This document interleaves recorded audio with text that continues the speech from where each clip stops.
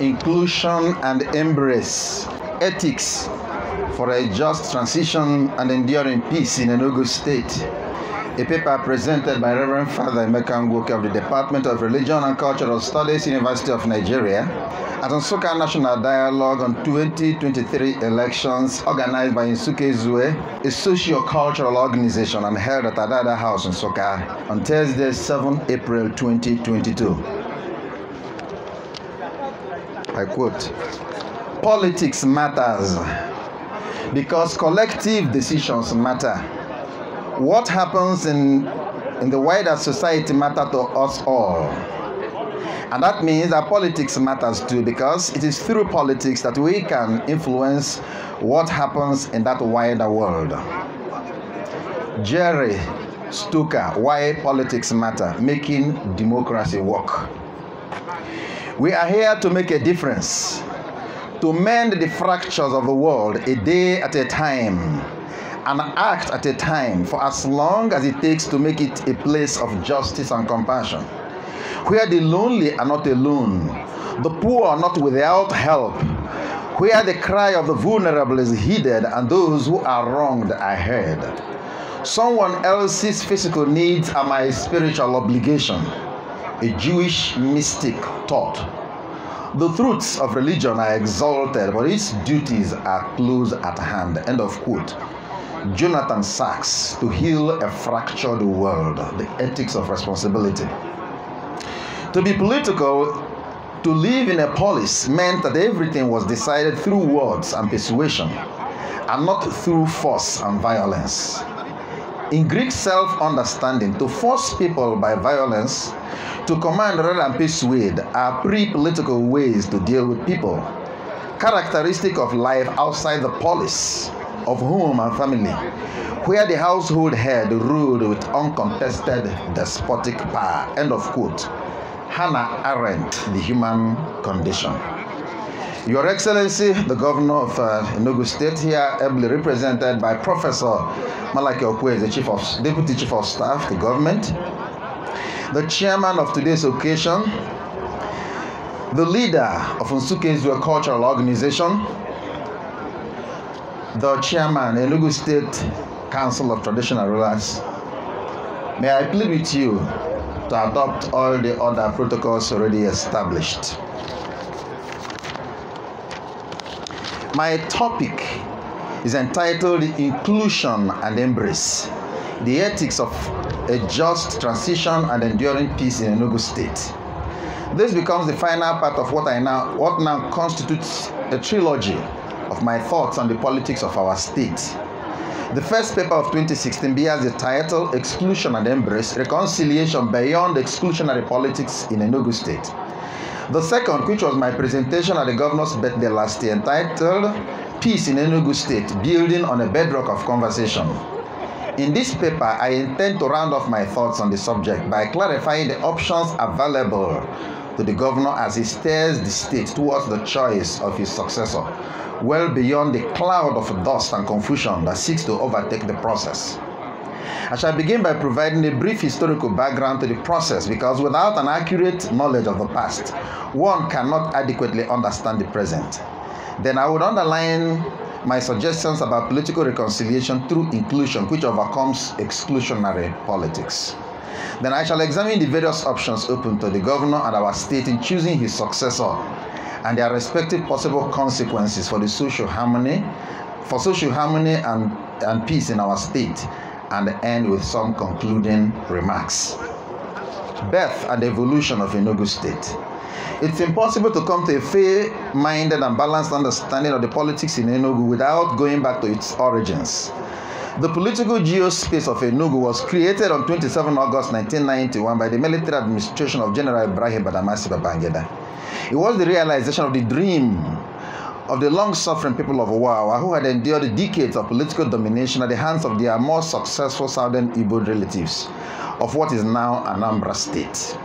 The long-fought battle engaged the better part of the youthful energy and social capital of the likes of these great sons of Wawa land: Chief Sisi Ono, Chief J.U. Nwodo, Chief Charles Abangu, Dr. Godwin Ogdenigwe, Chief D.C. Ugwu, and Chief C.U. Opata, all of happy memory.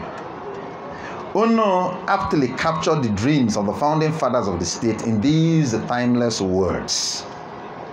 We dreamt of a new Jerusalem and to hand over to our children a state where no one is oppressed, a state where no man shall be wolf to his fellow man, and a state that will promote sustainable economic growth for the benefit of generations yet unborn, where the Wawa shall be united in culture, religion, and economic development, where equity, justice, transparency, accountability, and probity will flourish. End of quote. At birth in 1991, ENUGU state comprised the 3 senatorial districts, Abakaliki, ENUGU, and Nsukka, made up of the following local government councils respectively. Abakaliki 6, Abakaliki, Ezambo, Eza, Ikwo, Ishielu. ENUGU 7, Ogwo, ENUGU North, ENUGU South, Eziago, Nkano, Oji River, and Udi. Nsukka 5, Igbo Etiti, Igbo Eze, Isiuzo, Nsukka, and Uzowani. The politics of the state then consisted of charting a delicate balance between the competing interests of the 3 senatorial zones, with ENUGU having a disproportionate share of top civil service and bureaucratic positions in all government parastatals across the state. The first governor of the newly created state tried to address this gross lopsidedness, which is contrary to the provisions of the country's constitution on geographic spread and federal character, through the policy tagged triangular equilibrium, which did not go down well with beneficiaries of the then existing status quo, namely ENUGU zone. In January 1996, the government of General Sani Abacha reconstituted the state geographically and definitively in more ways than one. First, he created Ebonyi by excising Abakaliki zone from ENUGU state and joining it with Afikpo zone of Abia. The rump of the old ENUGU state was then reconstituted into 3 new senatorial zones, namely ENUGU East, ENUGU West, and ENUGU North, respectively. With the new delineation of senatorial zones, additional local government councils were created in the new ENUGU state, expanding the existing 12 to 17. The former ENUGU zone, which had 7, got an additional 3 local government councils, namely Aninri, Ogwo, ENUGU East, ENUGU North, ENUGU South, Eziago, Nkano East, Nkano West, Oji River, and Udi. To arrive at its new total, ENUGU zone had the following councils split up: Ogwo, Aninri, and Ogwo, ENUGU North, ENUGU East, and ENUGU North, Nkano East, and West.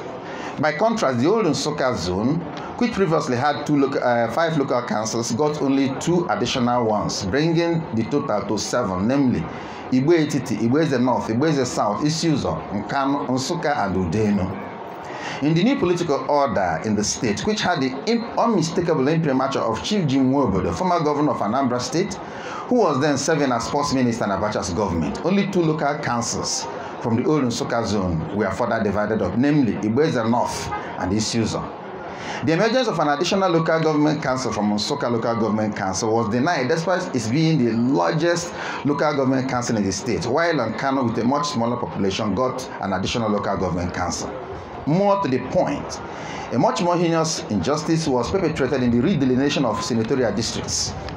Whereas the former ENUGU zone got 2 senatorial zones, namely ENUGU East, where Isiuzo, a local council in Nsukka, was annexed as a pitiable and inconsequential minority, and ENUGU West, the old Nsukka zone, was left as 1, with 6 local government councils.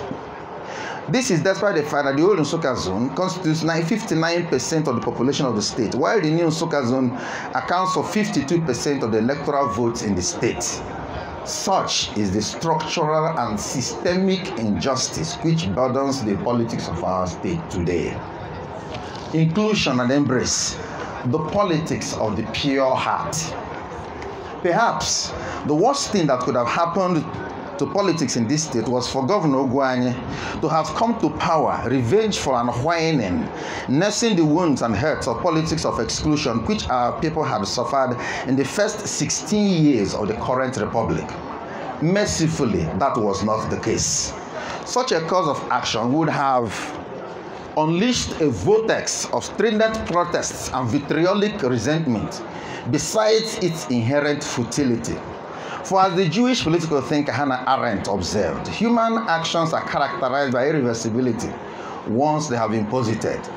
They are such that they simply cannot be undone because we cannot edit, reconstitute, or obliterate the past. It is just what it is. The consequences of actions also cannot be predicted in all their details. A single misstep can trigger off an avalanche of reactions and counter-reactions without a predictable end. In her own words, I quote, "Whereas men have always been capable of destroying whatever was the product of human hands, and have become capable today even of the potential destruction of what man did not make, the earth and earthly nature, men never have been and never will be able to undo or even to control reliably any of the processes that start through action. And this incapacity to undo has been matched by an almost equally complete incapacity to foretell the consequences of all deed or even to have reliable knowledge of its motives." End of quote. If this were the case with human actions or deeds, how then does one deal with instances of misdeeds, acts of injustice and political exclusion?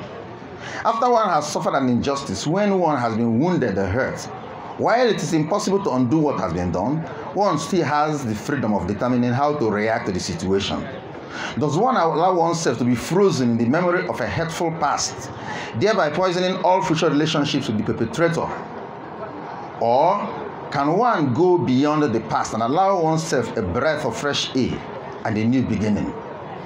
According to Arendt, it is possible to avoid being caught up in an endless cycle of revenge and reverse injustice.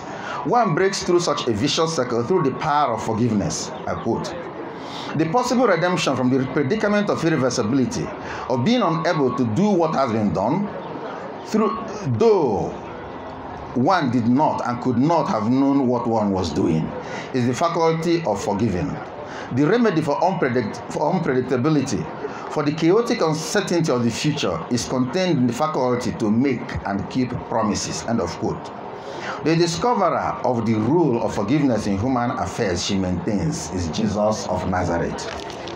Both faculties of forgiving and that of making and keeping promises are essential requirements for life in community and important virtues in politics. Their presence or absence would seem to make or mar genuine and harmonious community relationships. For as Arendt further explains, I quote, "Without being forgiven, released from the consequences of what we have done, our capacity to act would, as it were, be confined to one single deed from which we could never recover.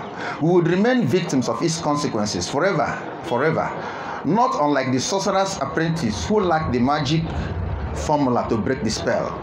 Without being bound to the fulfillment of promises, would never be able to keep our identities, would be condemned to wander helplessly and without direction in the darkness, which only the light shed over the public realm through the presence of others who confirm the identity between the one who promises and the one who fulfills can disperse. Both faculties depend on plurality, the presence and acting of others, for no one can forgive himself and no one can feel bound by a promise made only to himself. Forgiving and promising enacted in solitude remain without reality and can signify no more than a role played before oneself." End of quote.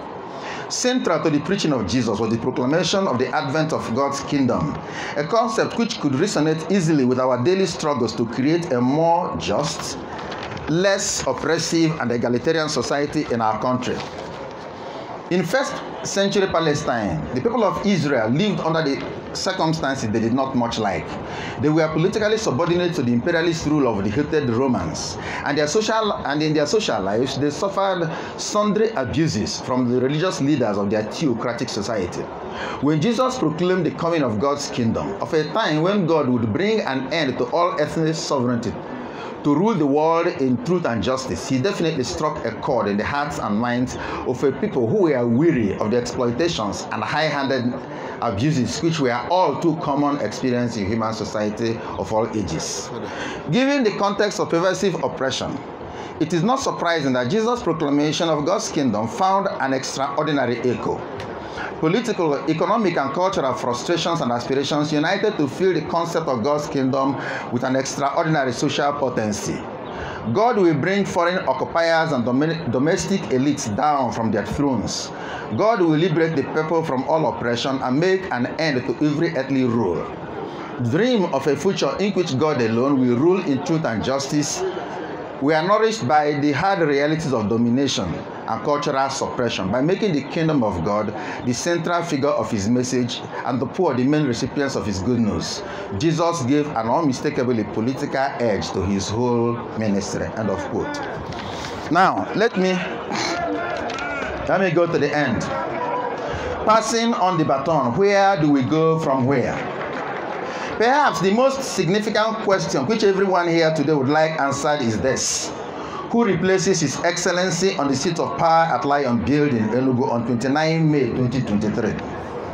The simple and honest answer is this: no one knows as of today. But soon enough, we shall get to know. But make no mistake about it, we are part of the answer to that question. Yes, an outgoing governor may anoint a candidate, may indicate a preference for a particular candidate, but only the voters can make such a person governor. Here, I would like briefly examine the possible scenarios of choice before us, their foreseeable consequences, and end with a few concluding remarks. Today, there are candidates jostling for the gubernatorial ticket of the two major parties in our state, the PDP and the APC, and they come from all three senatorial zones in the state: ENUGU North, ENUGU West, and ENUGU East, respectively. The case for ENUGU North is fairly simple. In Igbo culture, when people take turns in getting a favor, once it has gone round, the last to receive the favor starts the second round of reception. The rotation of the governorship position in the state started with this republic in 1999. ENUGU East took the first turn, followed by ENUGU West, and finally ENUGU North. Now, the second round of taking turns should start with ENUGU North, which got the last turn in the first round. That this case is so easily made does not make it easy of acceptance by other zones of the state. Instead of affirming the truth of the pattern of rotation among the Igbo, which this scenario embodies, opportunists could easily turn around to claim that the zoning policy has been jettisoned since the current governor is from ENUGU North. Thus, this might easily be cited as a not so subtle way of seizing the governorship of one's own zone. Such is the Achilles heel of this option, despite the sanction of tradition which supports it. ENUGU West has an even much weaker case, since by cyclic rotation its turn will be due in the next 8 years. Proof of this is that one of its most prominent aspirants has had such a hard time making a case for his own candidacy that he has had recourse to outright lies and falsification of history, going as far as claiming that his people are marginalized in the present government in the state. Exploding such a laughable assertion was such an easy task as a member of the government from the same zone recently took to the social media, asking the complainant how their people could claim marginalization in a government which has given them a university of education and where their sons and daughters occupy such prominent positions as that of deputy governor, the chief of staff to the government house, several important ministries as commissioners, the DG to ENUGU State Housing Development Corporation. What, one might ask, could be the implication of the ticket going to ENUGU West? Surely the zone parades highly qualified candidates for the office. However, the ticket can only be ceded to the zone by sacrificing the principle of rotation or zoning, which has so far spared the state from the worst forms of political violence and internal fragmentation. Is the possible benefit worth the cost to the state in terms of harmony, peace, and good neighborliness? The answer to this question is anyone's guess. ENUGU East seems to be the most logical claimant to the coveted gubernatorial slot, going by the cyclic form of rotation or zoning. The last time the zone had its own presiding at the seat of government in ENUGU was 16 years ago. However, even within the zone, matters are not easily resolved among the numerous clamorous voices of possible candidates. The sheer number of candidates from this zone argues the fact that somehow the zone assumes that the position is certainly coming to one of its own. But then the agreement ends there. Each of the local government councils in the zone is sticking out a claim to the coveted office. Nkanu East, for example, anchors its claim on the alleged poor state of facilities and infrastructure in the local council area, which is neither here nor there, since other local council areas can come up with similarly compelling claims of poor infrastructure. Nkanu West is home to the current senator for the zone, former governor of the state and ranking member of the National Assembly, His Excellency Senator Dr. Chimaroke Nnamani, FACOJ. He has picked the nomination form for a rerun for his Senate seat. Enugu East Local Council area has its eminent son and my longtime friend, Prince Cornelius Nnaji Ike, as member of the Federal House of Representatives. Similarly, the head of the second arm of government and Speaker of the State's House of Assembly, the Right Honorable Edward Obasi, is also from the same local council area. Both are also running for a return to their respective public service positions. An interesting exception is the issues of the local council area without a member of the National Assembly in its ranks, nor an exclusive top-ranked government position, but with the office of the state party chairman in the person of Chief Augustine Nnamani. However, issues brings a completely different consideration to the table. Until 1996, issues was part of Nsukka senatorial zone, now Enugu North.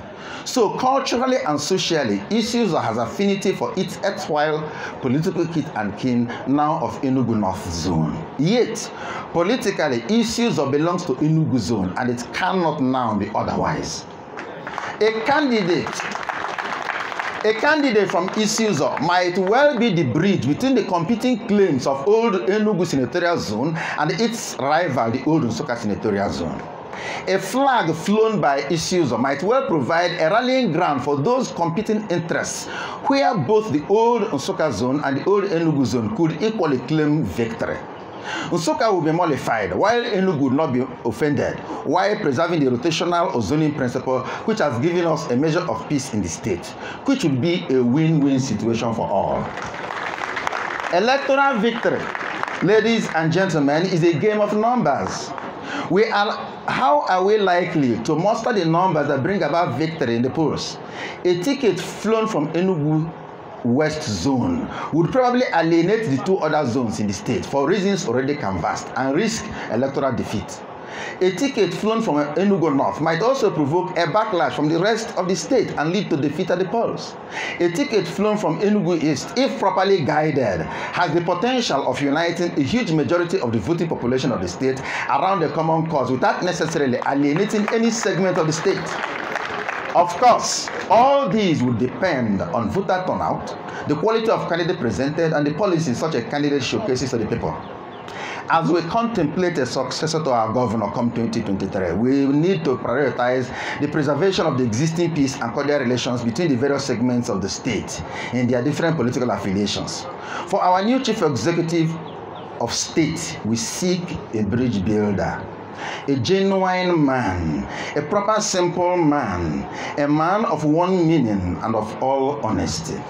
We seek a humble man who can wield awesome power without arrogance, a man who can maintain the civility and decency already established in the affairs of our state, a man who can be father to all, a fair-minded, hard-working man who would guide our affairs with charity for all and malice to none, with firmness in the right as God gives him light to see, a man who would practice the politics of the pure heart. Give us such a man, male or female, young or old, we do not care. Conclusion. At the onset of this paper, I set out to clear some of the smoke screen of dust and dark clouds of confusion threatening to overtake the transition process in our state. The looming confusion and incoherence was unleashed by the cacophony of voices coming from the clamorous agitations for the gubernatorial ticket of the People's Democratic Party, the leading political party in our state. We tried to establish an ethical basis founded on history for making this momentous choice. in a manner that helps to preserve the existing peace, social harmony, and good neighborliness in the state. We took time to examine critically the competing claims of the various zones of the state to the state's prime gubernatorial ticket based on the principle of zoning or rotation. We also extrapolated on the possible consequences of each option in order to enhance the possibility of better informed choice.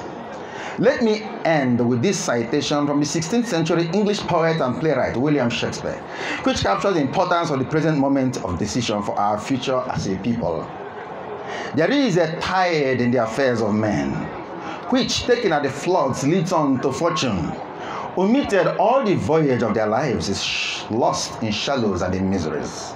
Upon such a full sea are we now set afloat, and we better take the flood while it serves, or lose our ventures. End of quote. Your Excellency, sir, our own dear governor, Ojena Nwayo, Nshanshamuni Nevuogwe, the die is cast. It's your game. Arise, lead us, show us the way to go, and surely we shall follow.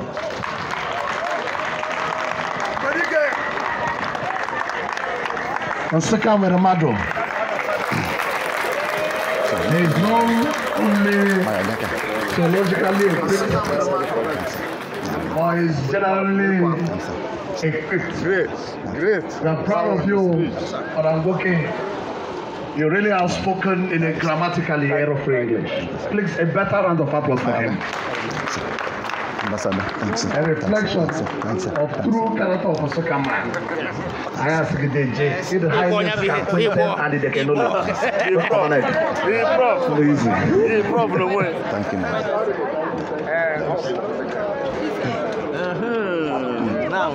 You have copies of this? I do. Thank you very much. Sure. Your Excellency, we thank you for your patience. When we cited you representing the governor,